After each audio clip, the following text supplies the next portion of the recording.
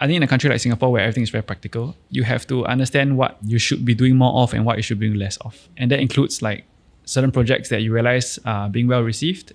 That includes social media, how you approach social media. If you post certain things and that doesn't seem to get very far, then change it up. Be reactive, but stubborn enough to keep going.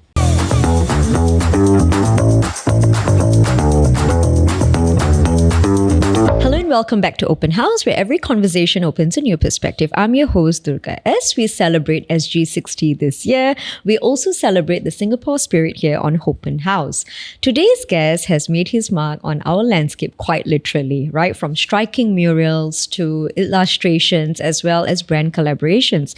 Toby, also known as Tobyato, welcome to Open House. Thank you so much for being here. Thanks for having me. Yes. Now, Toby, welcome once again. And, let's start with your journey, right?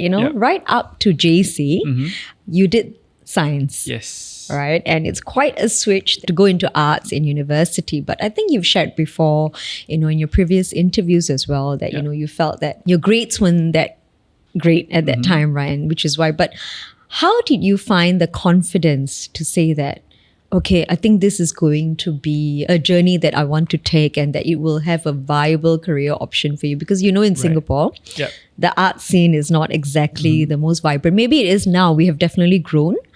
But, what gave you that confidence? Whenever I mention this story, I think people always hear and romanticize it in a way. People think like, there's this big leap. He found his calling and then he did that big leap into the unknown and then he sees something potential. That happens, but that's not always the case. And I think if you romanticize something too much, it becomes a very drastic step for people to not take. I think for me, it was never that romantic. It was never that drastic leap like, I found my calling and we decided to do it. I was a regular science student. I wasn't doing great in school, but that was not the only reason, of course. I think momentum is a big part of it, where one thing leads to another and then leads to another and leads to another. One project came, then the next project came, and then slowly that kind of progressed. So it was never like a sudden leap and sudden step and a sudden breakthrough that changed my mindset. I think it was a slow momentum and a grind that convinced myself and by extension everyone around me that it was possible.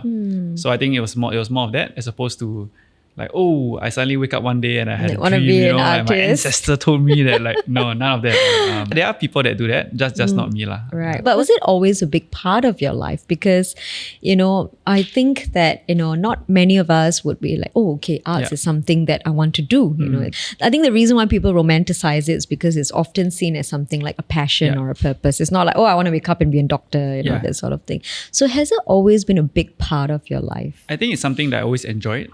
As a kid, I used to draw Pokemon for my friend in school and stuff like that. But it was never something I pursued. So it was something that I just did for fun. So even in school, I would draw my homework and my notes. So I used to draw my homeworks and I didn't have to write my name on the worksheets because they knew it's mine. Because mine were the only one that's filled with doodles.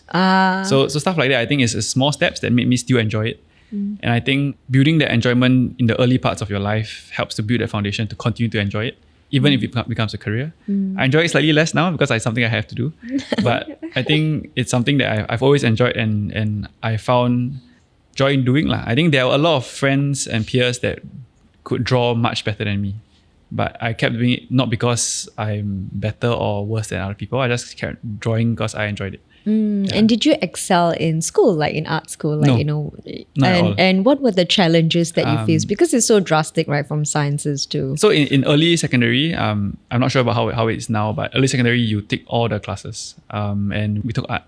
And I think I enjoyed art for just drawing. But in education, art is not just drawing. You got to do certain things. And I almost failed art in lower secondary because I didn't do it the right way.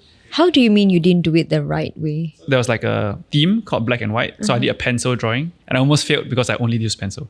Not to go into specifics and whether that's right or wrong or not. There are certain metrics that the teachers have to follow. So it's not on them. They had to grade based accordingly, on perhaps like effort and all that. But I think that at a young age, it put me off what art was going to be like in Singapore. So even all the way up to upper sec and into junior college, my parents asked me, like, hey, you like drawing, right? Why don't you take like H1 art maybe? And I was like, no, art in Singapore, don't want.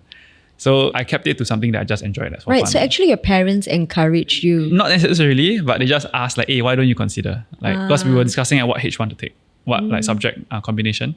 So they said, hey, why not consider art? And I was like, so they must have felt that you were pretty good at it for them to even... I don't think they good is relative, right? I don't know whether they just know that I like doing it. You like doing it. And Good is good. It has to have comparison.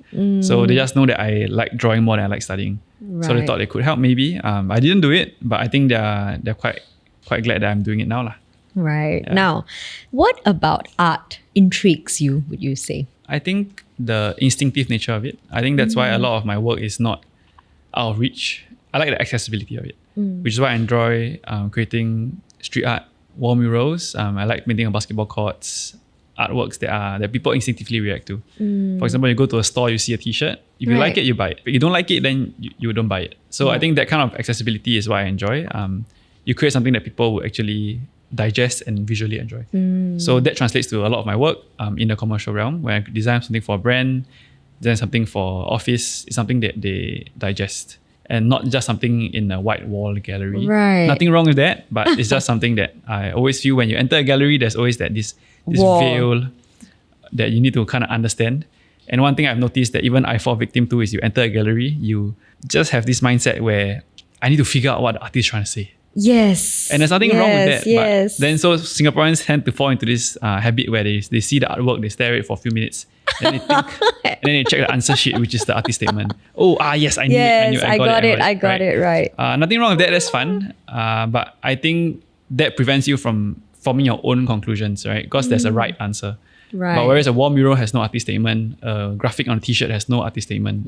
You like it, you like it. If you don't like it, then you buy another one. Right. Yeah. And I love what you said about, keeping it accessible, right? I think art, as you say, is often seen as something unaccessible, right? Like, because people think of it first and foremost as expensive. Like, you think of a art piece when you go to a gallery, it's like, don't touch, whereas if it's a wall mural, you can touch it. Exactly. You can take photos, take people take photos. outfit photos with it, OOTDs and stuff. Yeah. All right. Yeah. What is the biggest misconception that people have of you as an artist? I think when you say you're an artist in Singapore, most people still tend to think that I work with exhibitions, gallery spaces, and art residencies, and I paint every day. But I think what I do is almost like it's none of that at all. 70% of my time is spent doing admin, business stuff, so that I can paint like 30% of the time. Right. So I guess that's the common misconception. People think I paint very often, but most of my time is spent doing non-art stuff. I have to do finances, I have to manage timelines, I have to pitch for projects, I have to do You do everything myself. on your own, Yes. right? Every single brand requires a new set of paperwork. Working with Nike requires this amount of setting up this software. Working with Levi's needs another thing altogether. And every brand project requires a new expectation in people management. And that takes up a lot of time for me to just get to a bit of the drawing. Right. Yeah. Now, does that ever become like challenging for you? I think your question is, has it ever become challenging? Yeah. I think the answer is Is it it has still always been been challenging. challenging? I think it always will be. I think I'm not a businessman, and I didn't start doing art to be a businessman. But I think it's just a necessary step that I've realized that it needed to be done for me to still do that 30% of the time. Because if I don't do that 70%, I'll get to do 0% of what I want to do. So it's something that I just lean into. It's not something that I'm very keen on, but it's not something that I'm pushing away, because it's something that It's just you have to do you it just have to do in it. order to do the yeah. 30%. And I still enjoy bits of it. I get to meet new people. I get to meet people behind brands that I love. So it's all part of the process. Right. Yeah. And like when you do wall murals, there's some history behind it as I well. try right? to. Yeah, like the one at Tanjung Pagar. Yes. So how do you, come up with that? Like what inspires you? Almost all of my work is always a collaboration. For the Tanjung Pagar mural, it was me and the real estate company called 8M. And 𝙤𝙤𝙚𝙧𝙚 is a curation company that also was part of it. So through our discussions, it came up that we wanted something that was quite heritage inspired. We wanted something that reflected Tanjung Pagar's past. And the mural actually depicts the Redhill story, which is a bit of an odd thing to say. Because it's Correct. yeah. So I'm sure you're familiar with the Redhill Yeah, story. yeah. The swordfishers were attacking Right. the villagers, and then Hang Nadim, Yes, he yeah. passed away on the hill, and then Yeah. his blood made Redhill and all that. Yes. But Redhill is not a coastal village. Yes, it's not. Yeah. So the swordfishers didn't attack people at Redhill. So where did they attack people? Tanjung Pagar. Yes. Tanjung Pagar used to be a coast. Right. And that was supposedly where the swordfishers attacked the villagers along Tanjung Pagar.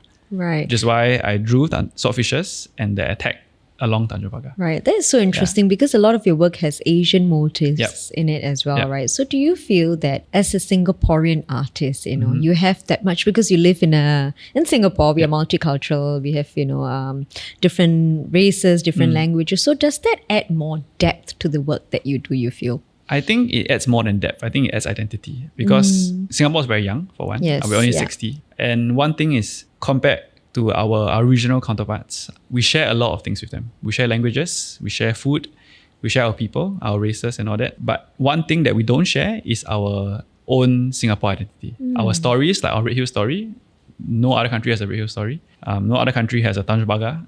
No other country has a 𝙩𝙗𝙗 So those kinds of things are the only things that I feel we can hold on to for now. Until many decades later, Singapore forms a stronger identity. So I think the more chances we speak about these kind of things, the more opportunity we get to build Singapore's identity as a young nation. I think Singapore had to be the way it is because we Survival. had to, correct. We got here. I think we all reap the benefits of where we have gotten. I think it's also time to consider, right now we're here, right? And then we can enjoy it. Where can we move forward Correct. to? Yeah. Right. That's a great SG60 Yeah, message. I think so.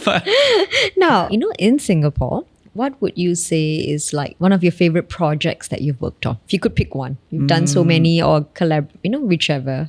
I think more recently, I did something in Mandai. Oh, So I created 4 artworks for a restaurant called 𝙗𝙗𝙗𝙗. So they serve pizzas and they're from New York. So they opened a new outlet in Mandai. Together with the Mandai team and the 𝙗𝙗𝙗𝙗 team, we wanted to create artworks that were inspired by Mandai to pay tribute to the history as well as New York, where 𝙗𝙗𝙗𝙗 is from. So we created a series of 4 artworks within the vicinity of the restaurant.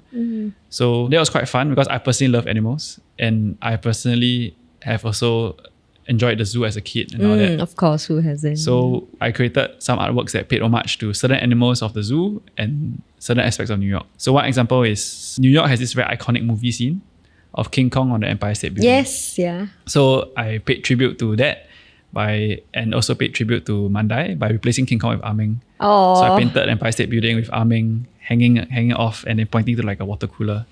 So that was quite fun. and this restaurant is in Mandai East. I so see. It's towards the resort.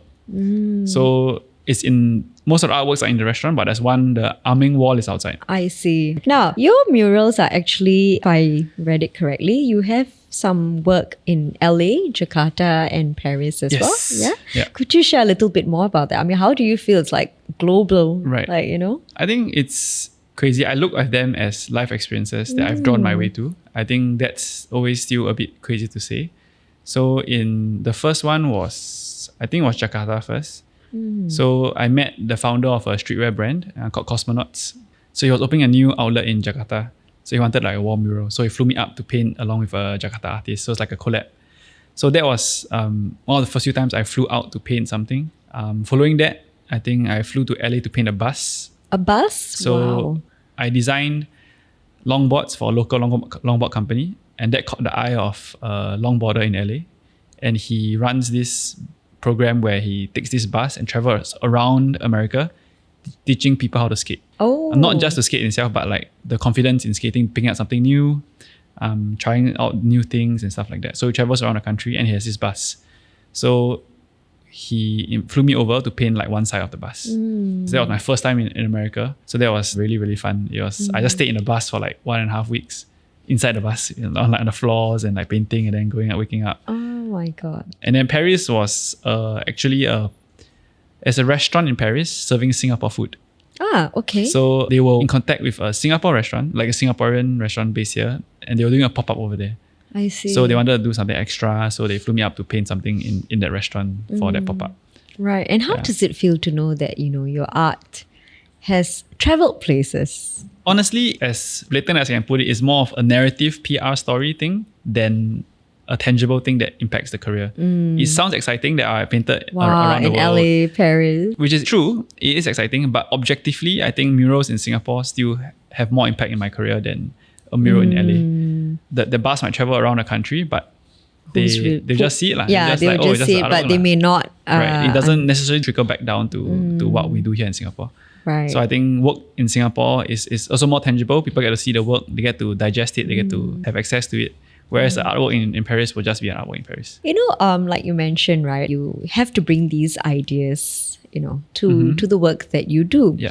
Now, is there ever a point where, because like you mentioned, they were quite easy to work with and, Right. they're quite receptive of your ideas. And, you constantly, it's not just like, okay, they tell you, Toby, you just do this and then I do Right. it, you do it. It's not just the execution because you have to be inspired and create the concepts as well. Have you ever had a moment where, like there was like a creative burnout where like, oh my God, what do I do? I think not so much what do I do, but I think the more difficult conversations come when they don't necessarily understand what You are trying collaboration to- means. So they like the idea of a collaboration, Okay. but not what should be. Okay. So collaboration means both parties have Say. kind of have a say, right? Not necessarily equal, but Creative have say. some say. But I think there were instances where some brands they like the idea of a collaboration for marketing and like wow, support local, but they don't necessarily like the work that requires for collaboration.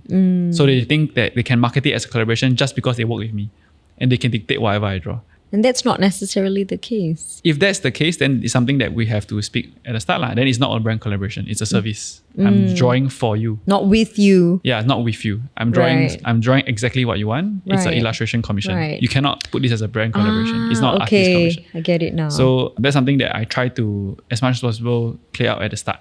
But it's something I had to understand and kind of explain to clients as I progress in my career. Yeah. I think in 2024, you mentioned on your Instagram that, it was quite a challenging year Right. for you. Maybe if you could share a little bit more, like why was it a challenging year for you? I think that's the thing looking back. Every year is challenging for different reasons. So looking back 2024, it was fine. All right. But Now at you're that point, looking on yeah, hindsight. it's always looking back. And I think as long as your challenges keep growing, you continue to become stronger. And 2024 was I don't even remember exactly what it was. Was it like anymore at that burnout? point. You mentioned, I think, burnout, loneliness. So that's all still around. I'm still working alone. I don't have any colleagues. I don't have any lunch breaks. I don't have coffee breaks at all. So lunches for the past 6 years I've been alone. So it's still there. I think it's more about learning to accept that this is the path that you chose.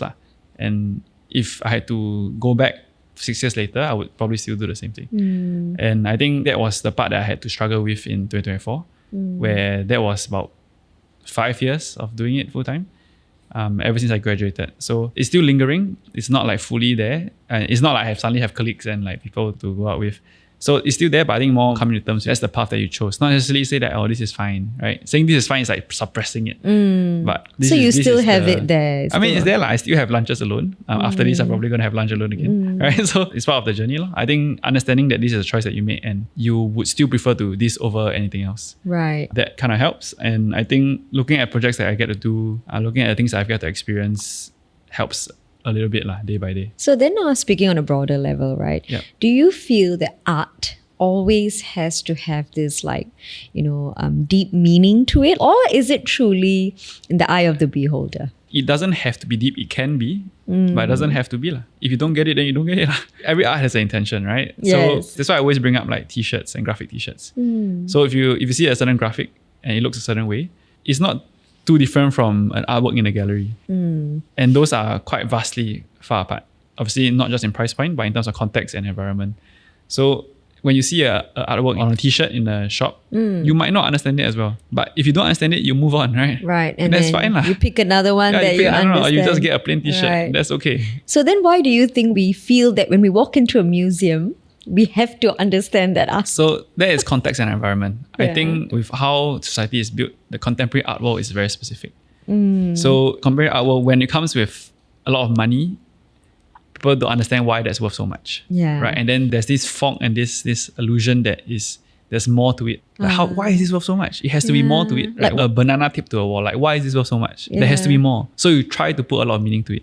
And I think that's what a lot of are guilty of. They try to put a lot of meaning. Sometimes there is, sometimes there isn't. Sometimes it's not that deep. Yeah. And sometimes there is. Sometimes there's a lot of social commentary, sure. But social commentary is only worth something to someone that understands it. Correct. If you don't understand it, then it's just a banana on the wall. Yeah. Then it's not worth that much to you. And then you just move on. Yeah. So if it's deep to you, it's deep to you. If it's not deep to you, then you're just not the right audience for it. Personally, I feel that people always feel that there's this misconception that art must always be It can complex be, but or it doesn't have to confusing. be. Yeah, it doesn't Yeah. have to be. Right.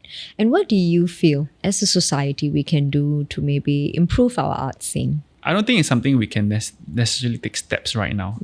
I think the main thing that Singapore doesn't have is time. we are only 60 years. And other countries with very, very strong local support has so much more time for them to build a national identity, to build that trust in local brands, to build that trust in local creatives. I think we're just not there yet. So I think we have to still keep going. I'm not saying we have to wait around. Obviously, the more we do, the more proud we are of our work, the more proud we can make Singaporeans of our work, the better the future Singaporeans will treat art. Right. So I created this watch, I think like a few years ago with G-Shock. It was like a National Day watch. So I treated it like a gift to Singapore. So in the advertisement or like in the ad, I wrote like one line where when you travel overseas, you're very proud to say you're Singaporean. One line was, I can't remember exactly, but I wrote like, thank you Singapore for being my home. And hopefully one day I'll make you as proud of me as I am to call you my home. So, and that translates to the future where Singaporeans are now proud of Singapore, and hopefully Singaporeans will be proud of Singapore creative work. Yeah.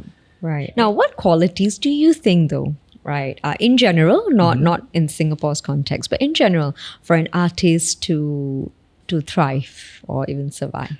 Reactiveness. I think that's the main thing. You have to react to what is going well, and also similarly react away from what doesn't work. I think in a country like Singapore where everything is very practical, you have to understand what you should be doing more of and what you should be doing less of. And that includes like certain projects that you realize are being well received. That includes social media. How you approach social media. If you post certain things and that doesn't seem to get very far, then change it up. Like be reactive, do certain things. And I think being reactive, thankfully, was something that I could do in the early part of my career. So I leaned into social media. I try to do a bit more here and there. Certain projects that were well received, I did more of. And that helped. I think being reactive and also stubborn at the same time. I think be reactive, but stubborn enough to keep going. To keep pushing despite the changes that you have to have. So you mentioned social media, right? Would you say that, and we talk about social media, then we also talk about AI and things like that. And I think now, using ChatGPT and all that, you can create those graphic images and all that. As an artist, what do you think about that? I think it's here to stay. It's not something we should shun away from. I'm not a man of absolutes, I mentioned before. So I never try to take the stance of, it's bad, it's horrible, we should like kill it altogether. You can't. And I don't think we should lean too heavily into it as well. So I think AI is here to stay. We can't help it. It's progressing so quickly. In my opinion, I think one thing is that AI is so new. It's a tool, and I like to compare it to when cameras were first invented.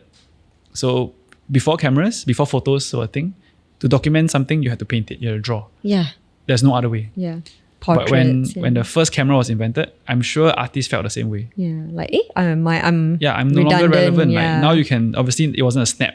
Previously it was long exposure, you had to wait a while, but you could capture an image. And it was definitely still way, way, way faster than painting a whole image. Yeah. But artists are still here. Yeah. So I don't think it's something that we should be too worried about. I think it's about how we adapt to that changing scenario and how we view it.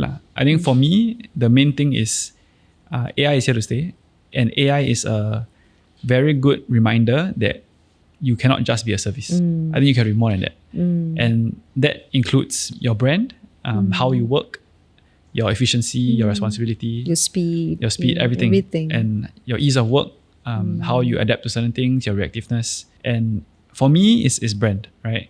Like, for example, AI can create a Van Gogh artwork, but it will never be a Van Gogh artwork. Even for the Ghibli trend, AI can recreate a Ghibli artwork, but it is never going to be from his studio. And people know that. And the only difference is the brand. And it's coming from that studio. And that's the intangible thing that people hold on to. So even in 10 years later, AI can recreate a Tobyato style artwork. It's not a Tobyato artwork. So it's not the original. It is not. And it will never be unless it's from the original.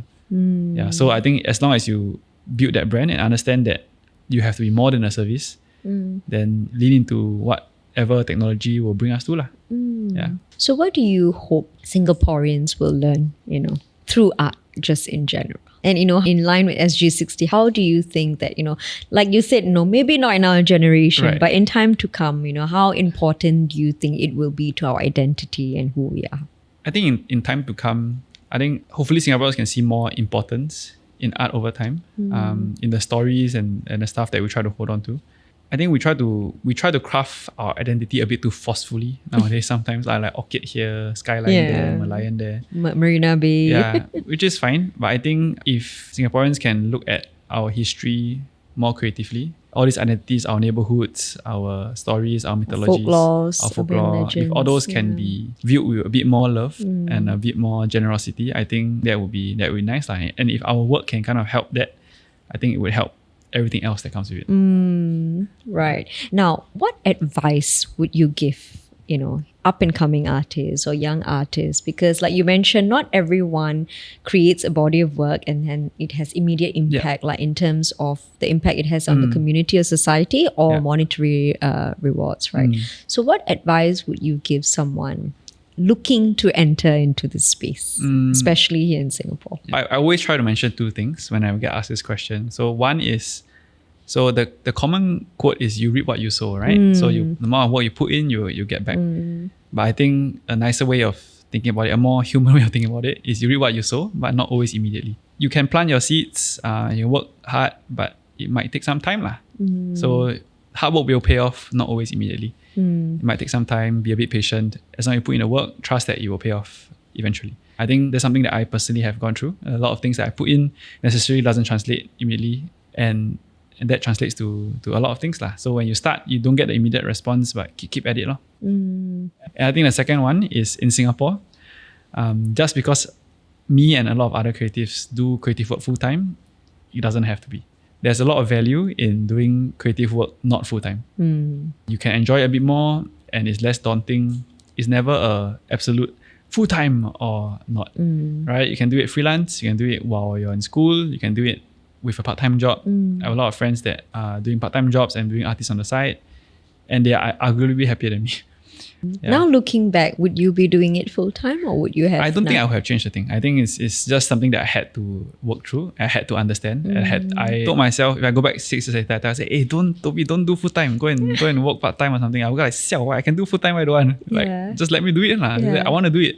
Right? And I think I still inherently am glad that I did it, and I still want to do it. It's just how to make it more enjoyable for now, I guess. I mean, of course, anything has its challenges, of course, right? Of course. Journey. All Yeah. right. Thank you so much, Tobyato. I think it was a fantastic conversation. It was very interesting. I hope so. Thanks for having me. No worries. Thank you for sharing your time once again. And to our listeners, thank you for tuning in to this episode of Open House.